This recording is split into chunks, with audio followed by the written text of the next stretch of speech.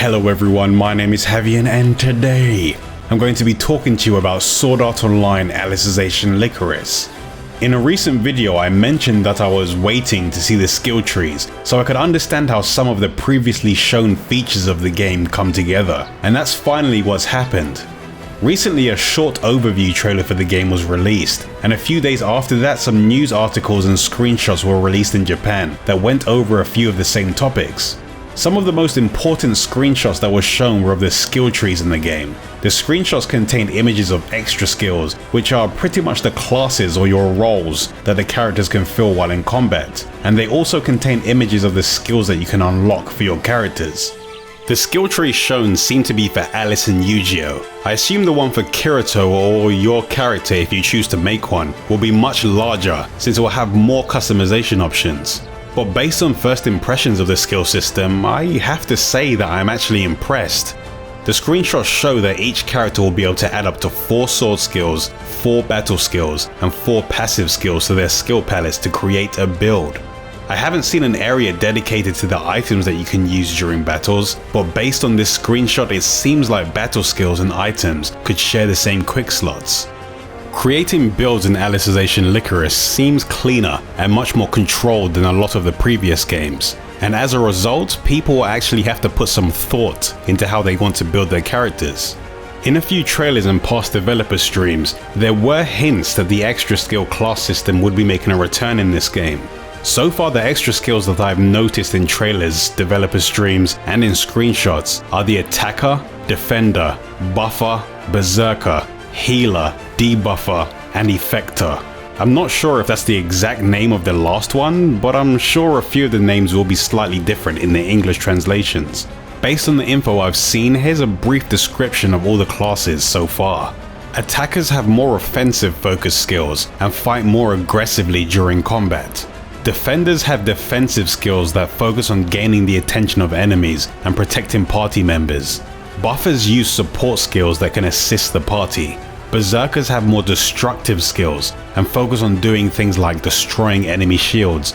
Healers use healing skills and specialize in supporting allies. Debuffers have skills that can hinder and weaken enemies. And effectors have skills that provide more specialized support to the party. But I haven't seen enough information to know exactly what that specialized support would mean.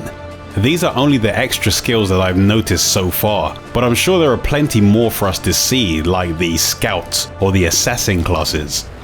Based on the description that's shown for the attacker extra skill, as you get further into the attacker's skill tree, you'll unlock more offensive focused extra skills. So I assume that's where you'll find the berserker extra skill that I mentioned earlier. At the moment I'm not sure if weapons and extra skills have completely separate skill trees, or if everything is on one big skill tree with different starting points. But based on the images that have been released, we can see that to start off with you'll need to pick an extra skill that fits the playstyle that you'll want for that character.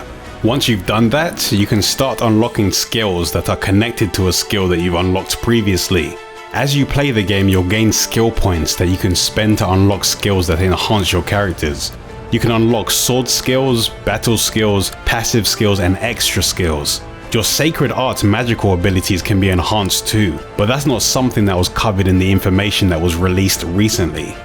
Sword skills have different tiers that can be unlocked that increase their power or modify the way that they are used. In a previous video I mentioned that sword skills can be extended or modified depending on how long you hold down the sword skill button for, or if you press the secondary attack button in the middle of a sword skill. When unlocking higher tiers of certain sword skills, it seems like you'll be able to link different tiers of the sword skill together without having to add them all to your palette. And it seems like using them in this way doesn't consume any additional SP, which is the resource for using sword skills. The recent screenshot example they gave was the sword skill horizontal, linking into horizontal arc followed by a horizontal square. But along with that, we did get to see how this works during a previous developer stream, when they showed gameplay that started with 2 sword skill connects followed by a vertical combo. From what I can tell, the sword skill combo was Sonic Leap followed by Snake Bite, then vertical, which led into vertical arc and then vertical square. There are still a few things that I'm unsure about with this combat system, so I need to try the final version of the game before I know how everything works. But thankfully, we won't have to wait for too long before that happens. Unlocking the different levels of a sword skill isn't the only way to enhance it though, since it looks like the mastery levels are back. If it's anything like the previous games, you'll need to continuously use the same sword skill to increase its mastery level, and I assume it will gain a power boost each time a new mastery level is reached. The new information also revealed that there are a few skills that can't be unlocked until certain conditions have been met, and those skills appear to have a padlock on the skill icon. It seems like the unlock requirements can be as straightforward as just unlocking a skill that's next to it, or reaching certain weapon proficiency levels, but it does seem like unlocking other skills will be more complex. There are a lot of things you can do within the world, and even though this game does have large areas, I wouldn't really call it an open world game, but it does seem like they want players to feel like they are playing one.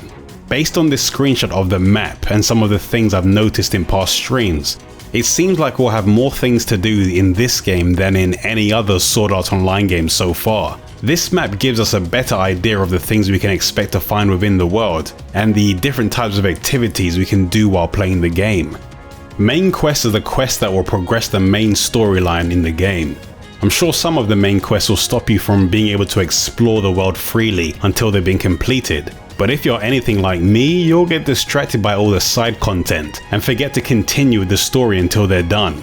Episode quests are another type of quest that seem to revolve around your party members and I assume other key characters within the story. In these quests you'll get to learn more about the characters and see special interactions. Based on the information that was released recently, episode quests can have objectives that revolve around item collection or defeating certain enemies. But it was also mentioned that you could train your partners in these quests, so maybe that means some of them will include battles against your other characters. An order quest or a service quest, I'm not really sure what name they're going with since I've seen it displayed in English as both, are quests that you can get from villagers, townfolk, and other people within the world that require your help with various things. These quests can have objectives that require you to gather items or defeat enemies, but hopefully these quests will have their own mini storylines too. When you complete these quests, you can get rewards like items or new information about the area. Relic Quest appears to be the collective name given to different types of events and challenges that are located within an area, and apparently they can give you rewards that can strengthen your character in various ways. So far we've seen the stone statue Wrath Quest, and it seems like there will also be events that can have bosses or other enemies that you'll need to take down. I assume that some of these quests will be repeatable and reappear in the area after a certain amount of time has passed. The subjugation marker is the location where you can find the enemy for your subjugation quests, which are issued at Central Cathedral. For these quests you'll need to work with your party in order to take down tough enemies. Once they're defeated, it looks like you can get some good equipment rewards, so I'm sure this is something a lot of people will be doing, and I assume when you take down a target, more challenging ones will become available. Villages are locations within the world where you can find villagers that have quests for you, and it looks like they'll contain other useful things like crafting areas or NPCs that provide additional information about the area. They're basically like mini hubs while you're out exploring the world. At campsites you can cook food for yourself or your party members to give them buffs. These buffs can provide your party with a helpful boost before fighting a powerful enemy. Fishing grounds are the locations where you can gather fish. You can find multiple fishing locations in the game, and the fish that you catch will change depending on the fishing rod you use and the location that you're at. The fish that you catch can be used for quests, or you can use it for cooking, and it seems like you'll also be able to fish up items that can be sold for money. As you continue to increase your fishing level, you'll also be able to catch larger fish. The weather forecaster gives a 3-day weather forecast for the area. I'm not exactly sure what the weather can affect in this game, but I assume certain materials and monsters can only be found during certain weather conditions. The climbing ivy symbol shows the locations where you can climb to access higher places in the area. These seem to be for specific locations, but I'm sure you can still explore and climb other places on your own. Crafting and cooking areas are where you can do cooking and crafting. There are other locations where you can do the same thing, but I assume the cooking and crafting locations marked with these icons can be found in towns and in villages. Treasure chests can be found while exploring the world. In the previous games, they were laying around in places that were fairly obvious, but apparently some of these will be hidden in places that are hard to find in Alicization Lycoris. There will also be other treasure chests that will have a barrier keeping the chest locked. In order to remove the barrier, you will need to defeat the enemies that are surrounding the treasure chest. The save icon shows the location where you can manually save the game. I'm assuming the game will still auto-save when changing areas, but there will probably be specific areas in town where you can save, and that's most likely going to be wherever your housing area or your room is in this game. Fast travel points are the locations on the map where you can fast travel. Since the areas in this game are fairly large, having different points on the map where you can easily teleport to will make getting to points of interest much more manageable. Map pins can be placed on the map if you want to keep track of a specific location that doesn't have a dedicated marker. Adventurers are battle-ready NPCs that can be found out in the more dangerous areas of the world. An article from JillShockers, which translated information shared on a past dev stream, has some extra details about the adventurer system, and it said, "The AIs you make can be coupled with the characters you create and customize online. These characters will then appear in Underworld as adventurers. You can actually meet them while exploring and ask them to join your party. When copying an AI character created by another player, this player will get items in return too. For example, you can play the game by raising AI specifically made to be strong against specific bosses, and let other players copy them to get lots of items.